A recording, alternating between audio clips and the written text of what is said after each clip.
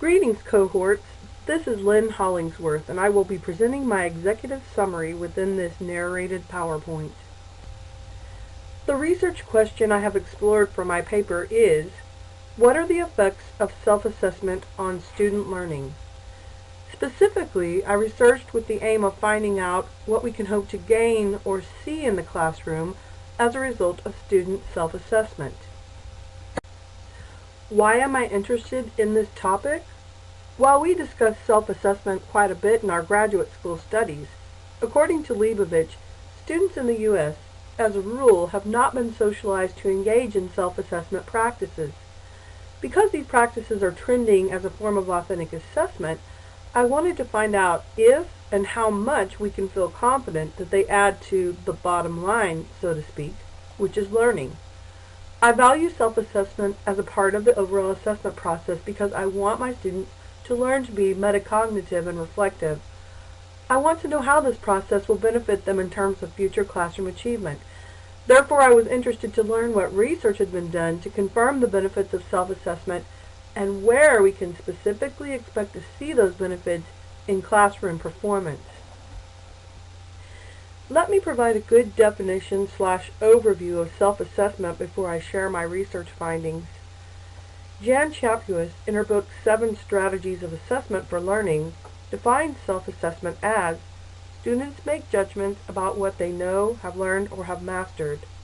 She also cites that self-assessment involves identification of strengths and weaknesses, setting goals, answering the questions, what am I good at? What do I need to work on? What should I do next? This is self-assessment. Here's a summary of my research thus far. Self-assessment allows teachers and students to become partners in the learning process. The student engages in meaningful self-assessment, and the teacher provides guidance and feedback. This contributes to learning because the student has the benefit of both self-reflection and insider input. Through self-assessment, students take control of the learning process. Where there is ownership, there is deeper learning. In addition, several pieces of research show that students who engaged in self-assessment scored higher on subsequent traditional assessments than their control group counterparts.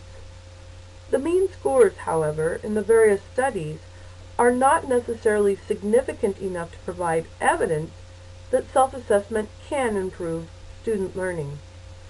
Finally, self-assessment affects learning in the classroom through an important combination of time allotted, place in the learning cycle, and the environment in which it occurs.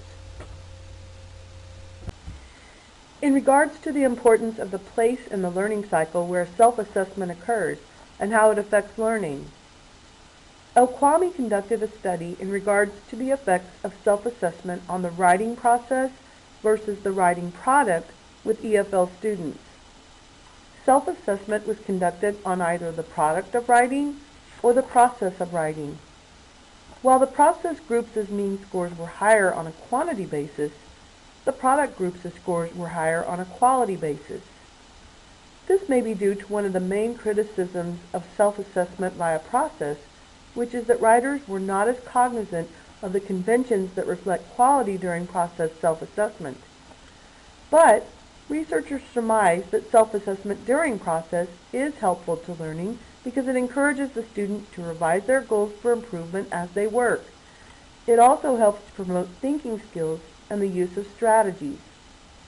Self-assessing product, on the other hand, allows the learner to better see their weaknesses and to pay attention to conventions. The main takeaway of the research finding is that different points of assessment produce different results, and for achievement in the classroom, it matters when you self-assess. What is the environment in which self-assessment occurs? Ultimately, we want self-assessment to not only produce individual classroom achievement, but we also want to encourage a partnership between the student and the teacher so that maximum learning can occur. The right environment encourages this interchange. Leibovich states that informal self-assessment is highly effective for students because it promotes the type of modifications and adjustments that lead to eventual achievement. So we want to create a classroom culture where self-assessment is something that is done as a daily habit. Students are not waiting for the teacher, but using the teacher's input in addition to. Ramirez says that the right conditions for self-assessment help to promote the understanding that makes it more meaningful, lasting, and transferable from one context to the next. In Butler and Lee's study, an environmental hindrance to self-assessment being a tool for learning was that of teachers' authority being challenged by stakeholders who were not clear on how self-assessment could benefit students, which in turn led to less buy-in with the students it was designed to serve.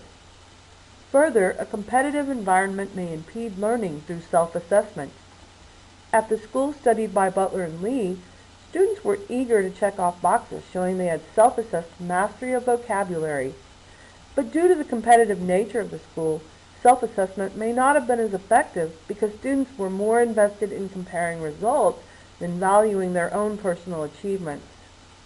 Students at the school did not rate self-assessment highly as a tool to help them learn. The research takeaway is that it is not only critical to consider how to make students serious about performing self-assessment, but also that self-assessment works best in environments where effort is a highly valued part of educational success. This concludes my executive summary presentation regarding my paper topic, What are the effects of self-assessment on student learning? I have included a list of preliminary resources following this slide.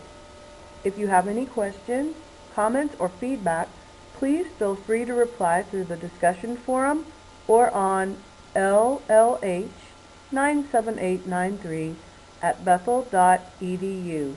Thank you for listening.